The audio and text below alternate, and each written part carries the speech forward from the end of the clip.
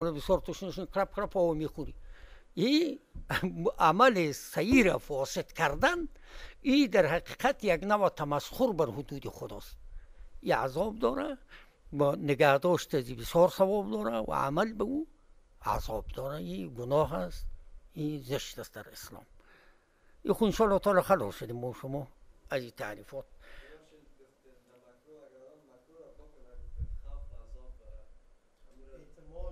احتمالاً عذاب میشه، قطعی نیست. در عمل مکروه که آدم انجام داد قطعی عذاب نمیبینه. اینطور ما قاطع گفته نمیتونیم آدم عمل مکروه را کرد حتما معذب میشه، نشد نشوه. چرا؟ عمل مکروه اینطور است که یعنی خوب نیست. مکروه معنایش بد یعنی خوب نیست. ولی ما هم این دستمال اینطور بندازانیم یک رقم است و گاهی طور با کله خود بگیریم، این خوب نیست. خوب نیست، یعنی دستمال خواهد فرق نمیکنه چی به سرمون چی به شانه‌مون، مگر در اینجا خوب نیست، خوب معلوم نمیشه، مکروهی را میگن. فکرش مو شد نه معامله فاسد میکنه، نه معامله از بین میبره، منتها کار درست نیست. در کار درست نیست، نو احتمال داره که خدا بپرسه چرا کار درست نکردی، و احتمال داره خدایش نپرسه برو نکردی. مکروه باز ما دو قسم داریم، یکی را مکروه تحریمی میگیم، یکی را مکروه تنزیهی میگیم. مکروه تحریمی او را میگه که به حرام نزدیک باشه و مکروه تنزیهی او را میگه که به حلال نزدیک باشه.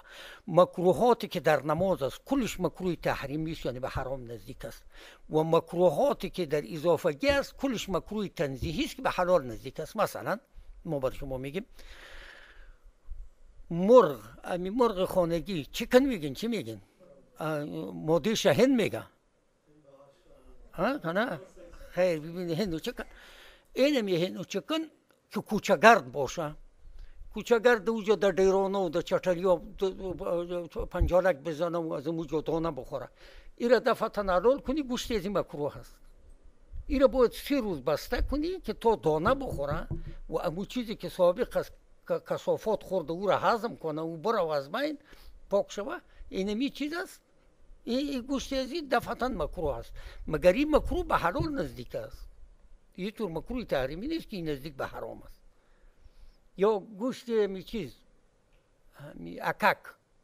اکک شما چی میگن؟ یک مرغ است که نیمش سپید است نیمش سیاه است. دیدین که نه؟ به پشتو را کشکره میگن. کشکره پیژنی؟ کشکره گژک هم میگه، کشکره هم میگه به پشتو. به فارسی اکک میگن.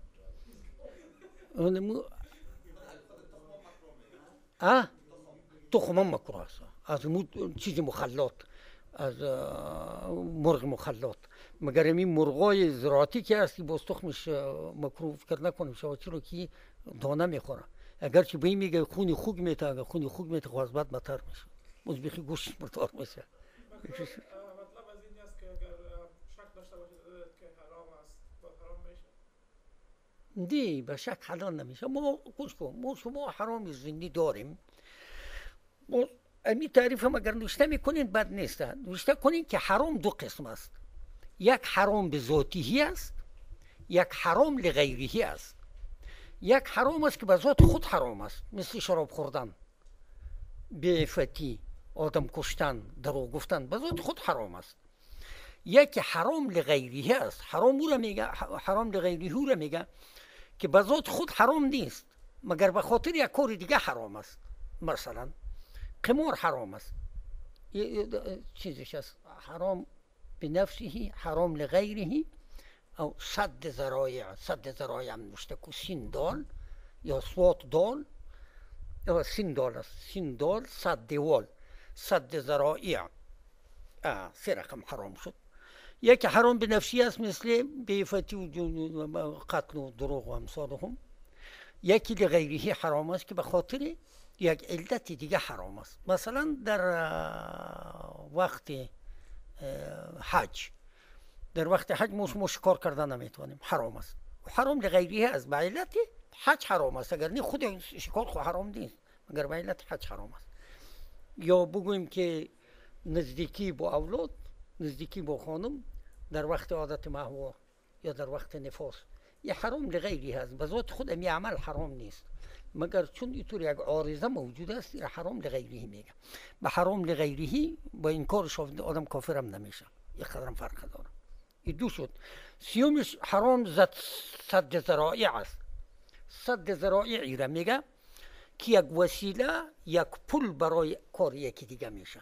مثلا بیعفتی با زن بیگانه حرام است، مگر خنده کردن به او هم حرام است. چرا؟ امی خنده بالاخره منجر به می میشه که شناسایی زیاد میشه و معرفت زیاد میشه. حالا رفته امروز خنده و سبات داده و دیگر روز هتل خورده و دیگر روز دیگر چی چکر و پارک رفته، بالاخره میلغزه آدم. اینو میگه صد ذرایع. یا ما میگیم قمار زدن حرام است، مگر کمسویی جور کردن هم حرام است. کمسویی رو میشناسین شما؟ قمار باز نیستین کدام تونه. جوانو بود قمار بزن. کمسویی همی آله قماره میگه کنه. 4 کنجه است، یک 2 خال داره و 3 خال داره و 1 خال داره که همی تور تری میگه و چی میگه تور من دازانه خوب کس خوب داره. شما خوب مردم کرده باشین یا نکرده؟ نو قمار حرام است. دانه جور کردن قمار هم حرام است. دانه جور کردنش به چه حرام است؟ به خاطر از اینکه صد ذریعه شود. تو این ذریعه را جور کردی که مردم قمار بزنن. قمار زدن حرام است.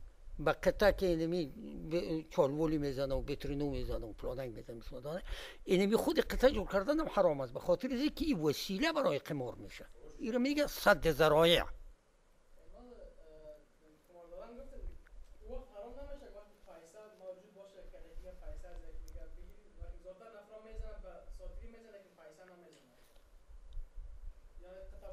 نه، قطعه بازی که به پیسه نباشه خب باز حرام نیست، مگر خوبم نیست. خوب به این خاطر نیست، نه خوب به این خاطر نیست که باعث ضیاع وقت میشه. هر چیزی که باعث ضیاع وقت شود اونم شرعاً درست نیست، مکروه است، یعنی خوب نیست، بد نیست. در قرآن کریم ما یک آیه مبارکه را تلاوت میکنیم که الله پاک میگه که وقصد فی مشیک واغضض من صوتک. هدفمند باش، قصد داشته باش در رفتارت و صدایت هم آرامتر بگیر. ان انکر الاصوات لصوت الحمیر، بدترین صدای خر است. اما غر که میزنه، غر که میزنه این چیزی هرگزی صدای زیباده. خب در اینجا امام محمد شیبانی میگه که عمل مباح ما هیچ نداریم، یا مکروه است یا مستحب. چرا مسلمان باید هدفمند باشه، هر حرکتی که میکنه باید یک مقصود صحیح درست پیش خود داشته باشه.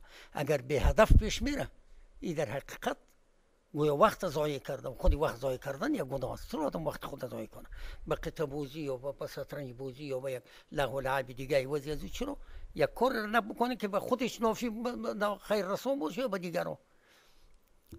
خب خدا شما رو خیر بده. این هم صد ذرایع شد یا حرام شد.